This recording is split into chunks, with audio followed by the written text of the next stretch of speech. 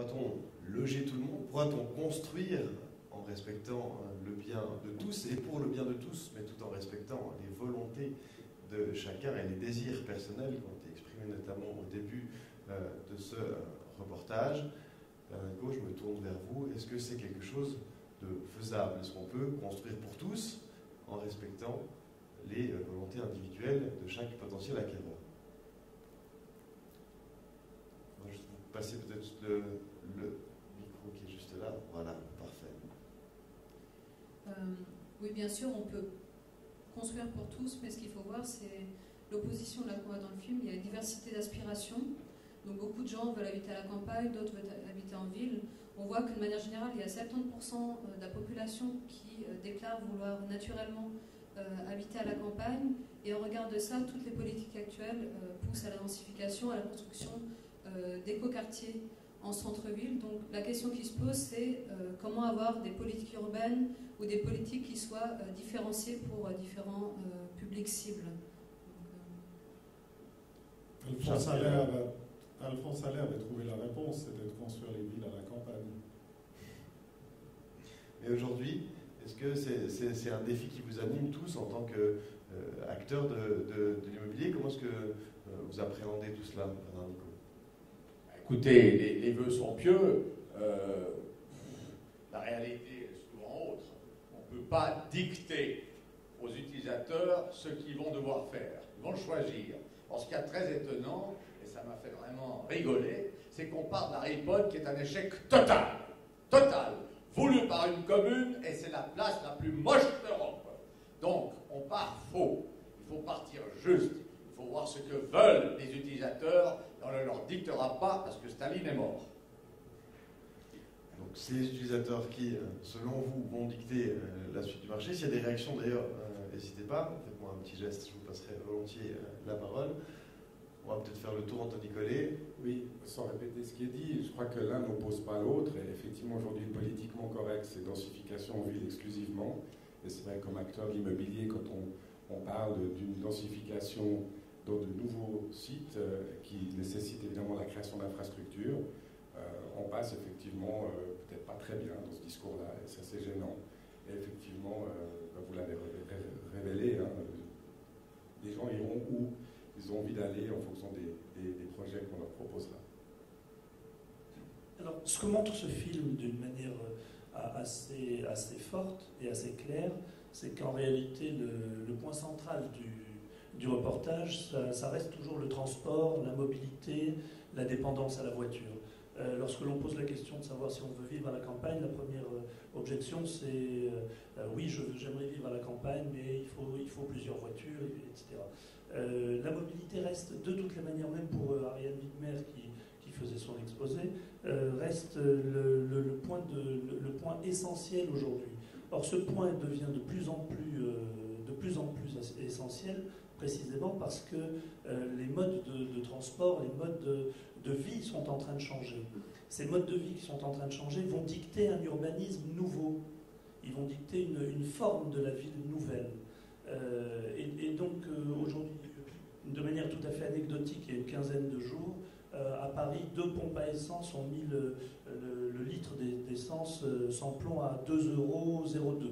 Donc il y a un aspect psychologique absolument fort, ça change pas grand-chose au coût par rapport à 1,80, mais l'effet psychologique était tel que toute la presse s'en est fait l'écho pendant 2 jours, et en fait on s'est rendu compte que de plus en plus de gens sont en train de se poser la question de leur mode de vie, de leur mode de transport, de leur mobilité, etc. Et cette mobilité va définir les villes de demain. Alors évidemment, on est face à un paradoxe, hein, parce que la mobilité est souvent décidée par des collectivités publiques, et vous nous répondez que le marché de l'immobilier va répondre aux demandes individuelles. Charles Pierre, est-ce qu'on peut mettre ces deux choses ensemble? Je ne sais pas si on peut, on doit. Et je crois que les besoins ne sont pas des besoins, ce sont des vœux. Ce ne serait peut-être pas le mot pieux de Bernard Nico, mais ce sont des vœux. Et les vœux qu'on a en tant que consommateur, c'est des vœux sous contrainte. Parce que si chacun avait le logement, la voiture, etc., qui lui plairait, il serait ruiné. Donc on a une contrainte monétaire, mais on a aussi des contraintes d'aménagement. Et les pays qui ont cherché à définir les besoins de leur population, à les planifier et à les organiser, je pense en particulier à la planification soviétique, n'ont réussi ni à atteindre un bel aménagement, ni à satisfaire leur population. Donc c'est probablement pas la bonne solution. Mais de la même manière, on ne peut pas laisser les pavillons s'étendre dans nos campagnes. Donc, on a un besoin d'aménagement, c'est le côté collectif. Et puis, à l'intérieur de cet aménagement, les promoteurs, et il y en a plusieurs sur le podium, qui réalisent des opérations, doivent faire en sorte que ces opérations répondent aux aspirations et aux capacités financières des acquéreurs, parce que sinon, ils restent avec leurs produits sur les bras. Et l'équilibre se fait et doit se faire sur le marché, parce que ça reste le meilleur système qu'on ait inventé à ce jour. C'est bien sûr la logique économique. Otto Nicolet? Moi, j'aimerais bien qu'on intègre une notion de réversibilité, parce qu'aujourd'hui, on a des idées sur beaucoup de choses, mais on avait hier, et demain, certainement que l'évolution sociologique et toutes sortes économiques, qui influencent énormément les choses, aura aussi un impact sur les programmes immobiliers. Et la grande difficulté dans notre métier, mais je pense qu'on est un cercle un peu convenu aujourd'hui où tout le monde travaille dans le monde de la construction, c'est qu'on imagine des programmes pourtant, idéalement dans 2 ans, en réalité pendant 5 ans en moyenne, sur des planifications ou des plans directeurs eux-mêmes pensés il y a 5 ou 10 ans. Et on n'intègre jamais la notion de réversibilité. De moins en moins, on empile les couches entre un schéma directeur, un plan de zone, et un nombre incalculable de contraintes qui parfois se contredisent complètement. Et aujourd'hui, on est sur des idées, probablement que demain il faudra faire autrement. Donc j'aimerais volontiers qu'on intègre la réversibilité dans la planification. C'est une notion qui n'a jamais été discutée. Thomas? Je voulais rebondir sur autre chose, mais là j'en profite. C'est un débat qu'on a beaucoup en urbanisme, c'est dans d'autres pays voisins comme en France ou en Belgique. Du fait de l'évolution de la société, de nouveaux paramètres sociologiques, les gens ont changé leur plan d'urbanisme. Donc l'urbanisme de plan est devenu obsolète, puis on a changé pour penser l'urbanisme stratégiquement, l'urbanisme de projet. Et ce qu'il faut voir en Suisse, c'est qu'on est encore bloqué par des normes, des contraintes, des plans qui ont été élaborés dans les années 50, avec les idées des années 50. Et c'est vrai que c'est une réalité, c'est qu'on ne peut plus travailler avec ces outils qui ont été élaborés dans les années 50. Donc c'est aussi un appel, c'est en train de se faire gentiment, on parle de projets urbains à l'Office fédéral du développement territorial, mais il faut complètement réviser ces outils d'urbanisme comme ça a été fait dans les autres pays, justement pour ces projets urbains stratégiques et pouvoir adapter ce projet en fonction du temps. Sinon, je voulais réagir justement par rapport à la politique. Donc on voit cette opposition entre on densifie, donc ça correspond à 30% de la population en public, plutôt bobo qui veut habiter en ville, mais les gens ont des aspirations diverses, veulent habiter partout. Donc c'est aussi comment pas aller dans une seule direction politique, mais penser une politique plurielle.